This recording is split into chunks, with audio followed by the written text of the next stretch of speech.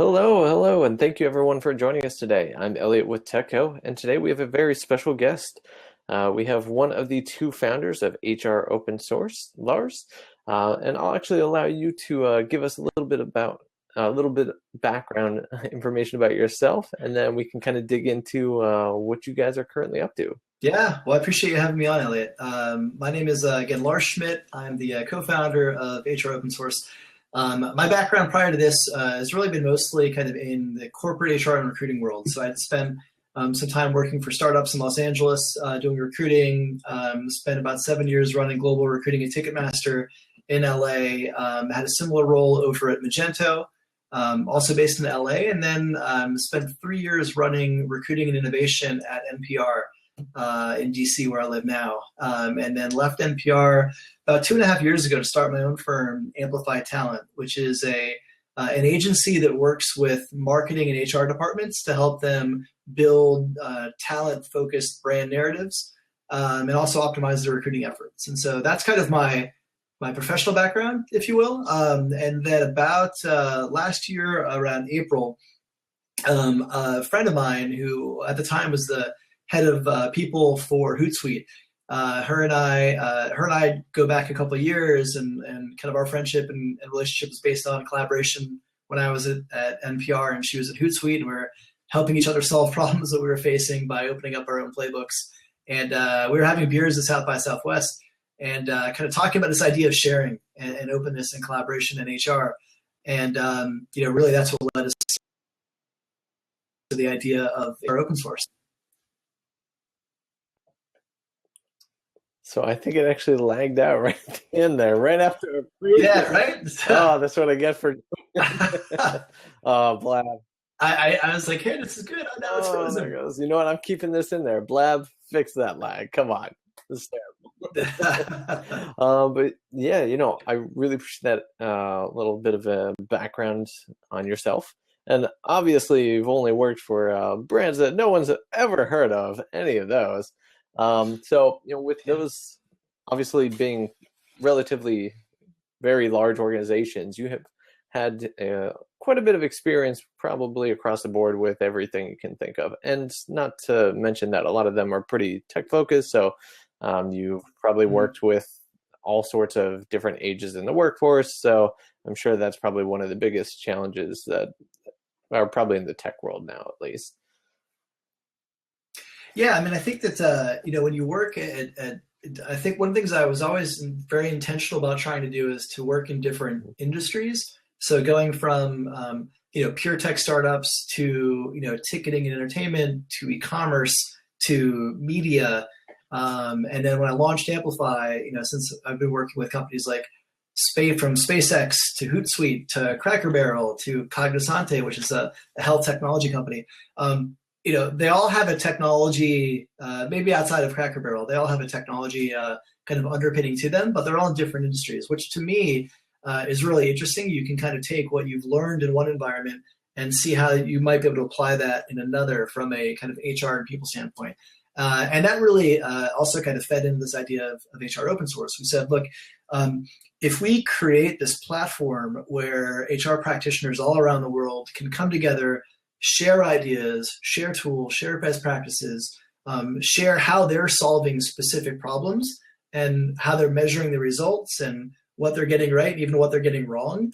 The way that we could potentially accelerate learning and education and innovation in the field of HR, much like they did in software, could be tremendous. And obviously, we're not coders. We don't have a code base like software. So what we our version of code is a case study. So basically, kind of the core component of HR open source are case studies that practitioners will submit that break down specifically how they developed, executed, and measured specific HR recruiting initiatives. So every case study has the following 6 elements: what you did, why you did it, how you did it, with the how really being the meat. There has to be enough meat in the how that another practitioner anywhere else in the world could take that and essentially replicate a version of that in their own company.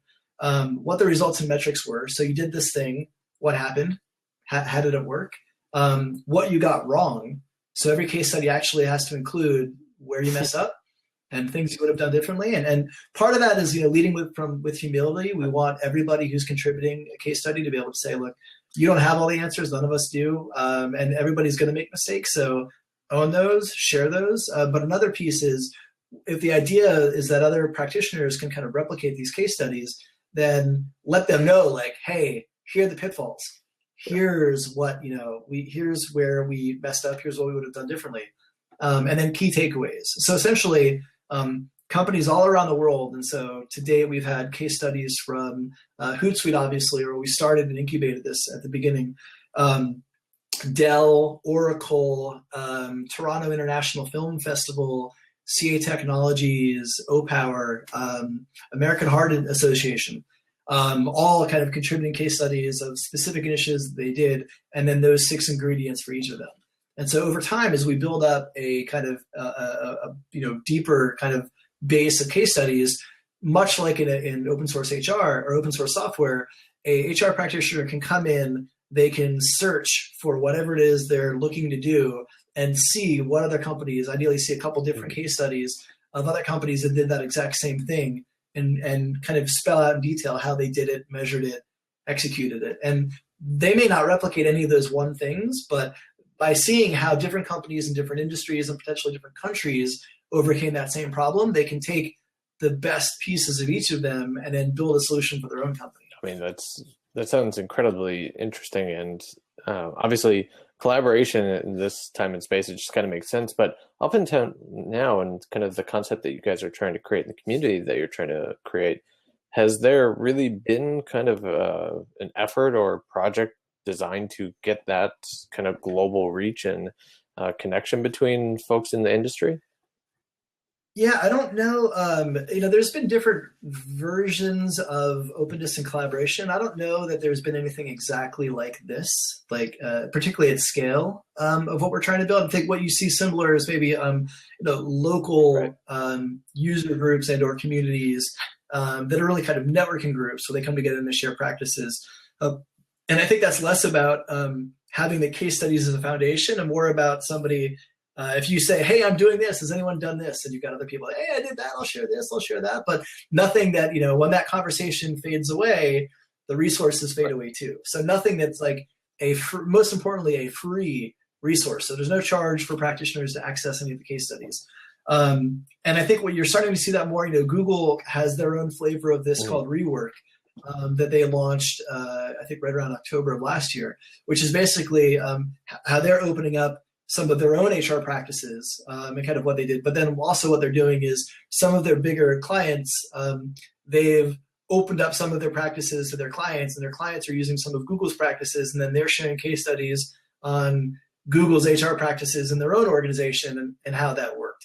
And so again, there's a very, the Rework flavor, it's from Google, so it's all very kind of quantitative, talent-focused initiatives, which are great, and other companies are doing them, but it's that's another kind of flavor, if you will, I think, of this open source and collaborative ethos, just kind of packaged in a Google way for what they're building. Absolutely. And I think it might have been like 2-3 years ago. I have horrible concept of time, but it was at Cision, or whatever they used to call Cision before that.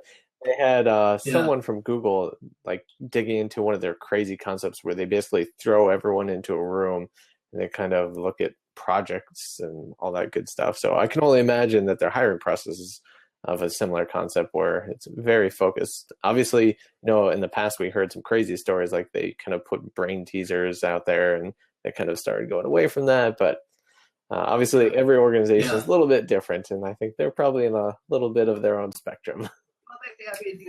Google, there's only one Google, right? So obviously they have a lot of clear advantages with inbound talent for that. Like, that's a place where everybody wants to work. So not all recruiters have that luxury. That said, their bar is very high. So, they have their own challenges when it comes to hiring. I think what's cool about this idea of kind of open source in HR is you're able to see, it's not the idea of transparency. Like when we first unveiled this at LinkedIn's conference last year, some of the aversion that my peers would share would be like, yeah, that's great, but if I open up my entire playbook, I'd be fired, right? I'm a head of recruiting for name your Silicon Valley, tech company, and it's hyper competitive. And I get that. I come from a background, like I know how competitive that is. But what we're not saying is open up your entire playbook. We're saying, look, pick something, that you do really well, give that piece away. Don't give everything away, but everybody has something that you do really well that you can give away. And if we create this environment where we're starting to shift the mentality in HR to be more open and to be more collaborative and to share more of our practices, then it removes friction through how we can actually expose good practices. And we're not saying best practices, because best practices are subjective, but proven practices. How can we expose those to more people and allow those to kind of educate and inspire our peers so that they might say, you know what, if I'm a small HR manager for a 100-person company in Des Moines, I don't have a budget to go to these conferences. I don't have a budget to subscribe to these membership-based, organizations that charge fees to access some of those case studies and white papers. But I do have an internet, and I can go to hros.co and I can see what my peers are doing, and that may inspire my own work. And then that's really what we're trying to do. Definitely. So, obviously there's going to be a collection of great information for folks in the HR industry, but is there going to be any kind of underlying ways where people can kind of connect with one another, have conversations about the information that they're reading? Yeah. So we have the community is one of the biggest advantages of what we're trying to build. So there's the case studies. So if you go the way that the properties are set up, hros.co is the hub of HR open source. So that's the website. There you'll find all the case studies. You'll find all the resources. We have curated resources across all different kinds of HR fields for practitioners to get education or inspiration. And then we also have directions on how to register, and how to join the HRS movement. Our primary platforms for dialogue and conversation are Twitter and Facebook. So on Twitter, it's via the hashtag HROS. And then we have an HR open source Facebook group that I believe by the time that, we're airing live. So I think we're right at 1,000. I think we just crossed over 1,000 members, which is great. And so that's an area for practitioners to come, share ideas, share things that are inspiring, educating them, or share problems they're trying to solve and they need help with. So you see a lot of that. Hey, I'm looking to build I've been looking to make a internal business case for veteran hiring. Does anybody have resources that they've used to do so?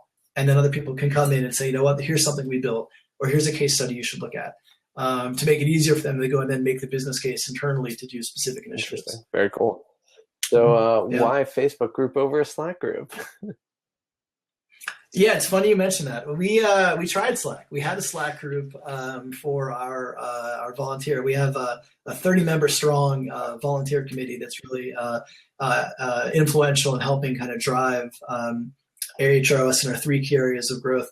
And we originally launched a Slack channel to be the communication hub for that, and we just found engagement was quite low, unfortunately. So I think there's a lot of potential in Slack. I love Slack myself, but it's another thing. Unless you're already using Slack, unless Slack's integrated in your workflow, it's not something. It's a plus one. It's an additional channel or platform you have to go to. Whereas shredded email or for these days, Facebook is somewhere where you already are every day. Absolutely. You're there. And so we ended up migrating over to Facebook because we just found that that's where people are. That's where more robust conversations happen. Absolutely. And I think, as rapidly as Slack is actually growing itself, I think the adoption is still kind of happening.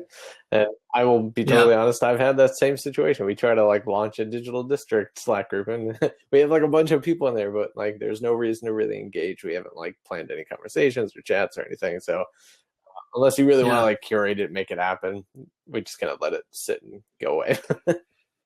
Yeah, I mean, Facebook is really becoming. It's funny how much actually Facebook is probably my next to email. Obviously, my primary business platform. That's where I do a lot of my networking. That's where I do video chats. That's where I do group chats.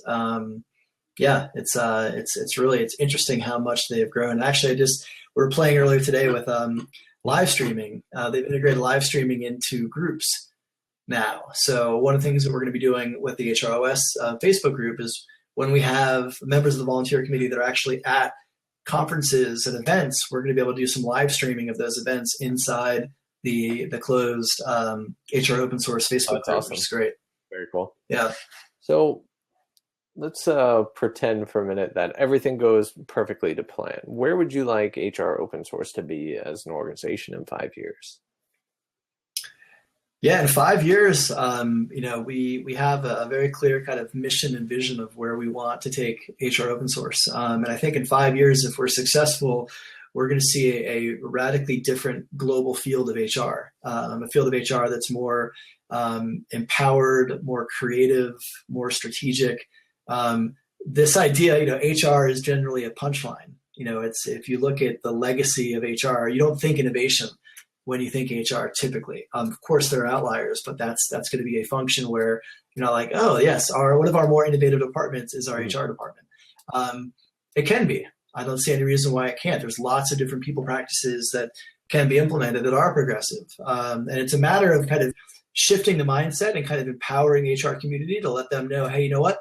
Here's some really cool things that your peers are doing in Finland, in New Zealand, in Singapore, in Canada, all around the world. And so I think if we're successful in this, we're going to create a global network of HR practitioners that are empowered. They have lightning quick and frictionless access to case studies, breaking down in 5 years almost anything that they might need to do in HR, and see how multiple companies did that same thing, and be able to use that as inspiration to fuel their own work. So I think if we're successful, I mean, obviously this is a massively lofty and ambitious goal, but if we're successful in this, I think we really have an opportunity to, fundamentally shift and empower the field of HR like no efforts that we've seen before. And I think that's probably incredibly important considering the kind of workforce shift that's pretty much upon us right now. Yeah. So, one of the biggest complaints that I keep hearing are the hiring of millennials and soon to be Gen Z or whatever we call these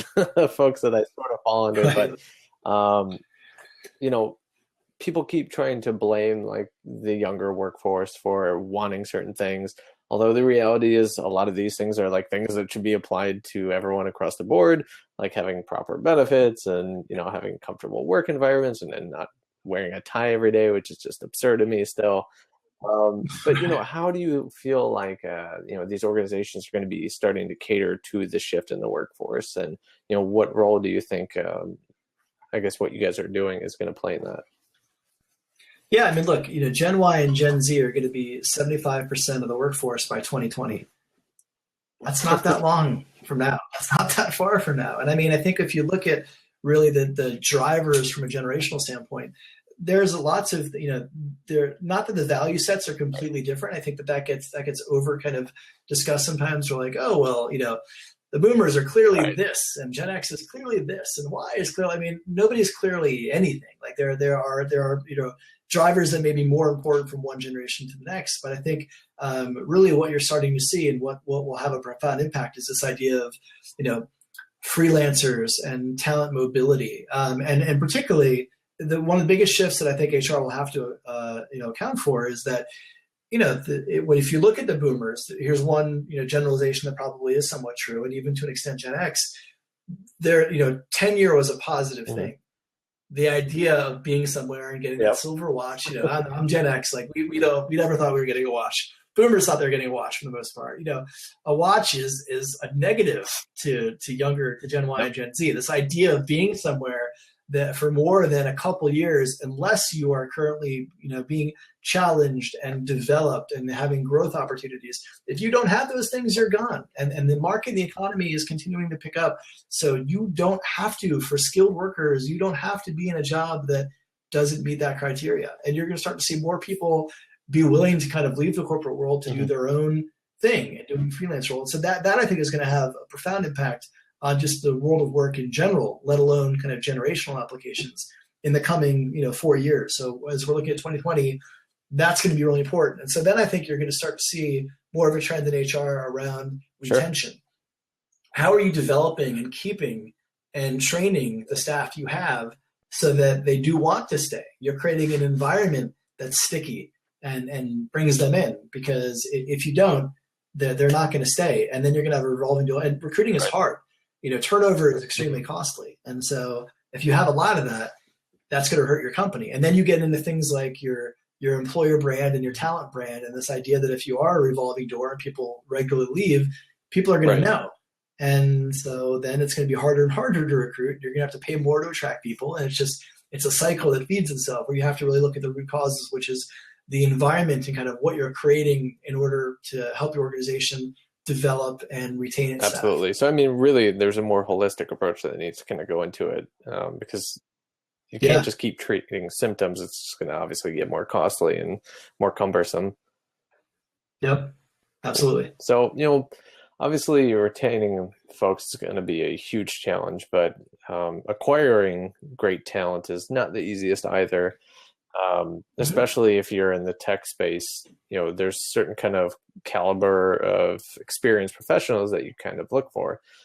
Outside of those main tech hubs, how do, I guess not necessarily startups acquire them, because obviously they would love to hire someone that's Google quality or whatever you want to call it. But, how do organizations outside of these tech hubs really kind of draw in talent that's like going to help drive their business forward to really help their goals? Right. Well, for starters, I mean, at this point, nobody cares you have a ping pong table. Thank you. Right. Like, I think you still see a lot of, particularly in tech, but, companies that'll try to position this, we've got a slide, we've got beer as a differentiator. Like, but that's not a differentiator. Like, everybody has that. So like, it's kind of expected that you're going to have some of those things. You're going to have good perks. You're going to have good snacks, right? Like, that's not going to sell people. I think what ultimately, when you look at setting those kind of, general bar, perks or pluses aside, the real thing that draws talent is other talent. Like, people want to work with smart people. They want to work with people that they can learn from. They want to work with people that are well regarded in the industry. And so how I think you kind of differentiate and you remain competitive in those environments is you have to, have great people, hopefully, let's assume you have that.